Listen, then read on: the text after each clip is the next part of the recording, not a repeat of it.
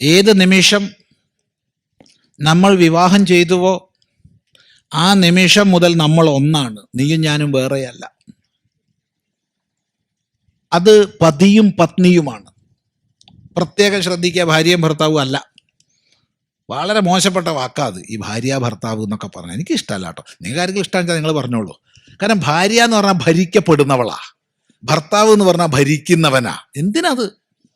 പതിയും പത്നിയും, സഹധർമ്മിയും സഹധർമ്മിണിയും, അതാണ് നല്ല വാക്കുകൾ.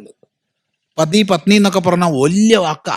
കാരണം പത്തിൽ ഗതവും എന്നുള്ള ധാതുവിൽ നിന്നാണ് ഉണ്ടാവുന്നത്. വലിയൊരു ലക്ഷ്യത്തിലേക്ക് ഒന്നിച്ച് സഞ്ചരിക്കേണ്ടവരാണ് പതിയും പത്നിയും.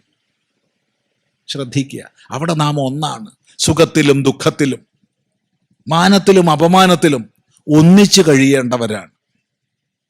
അങ്ങനെ പതിയും പത്നിയുമായി നമ്മൾ കഴിയുന്നു. ഏതുവരെ? സന്താനം ഉണ്ടാവുന്നത് വരെ. സന്താനമുണ്ടായി കഴിഞ്ഞാൽ പതി പത്നി എന്നുള്ളത് ഗൗണമാണ്. മുഖ്യം എന്താ? അമ്മ, അച്ഛൻ. അതാണിനി മുഖ്യം.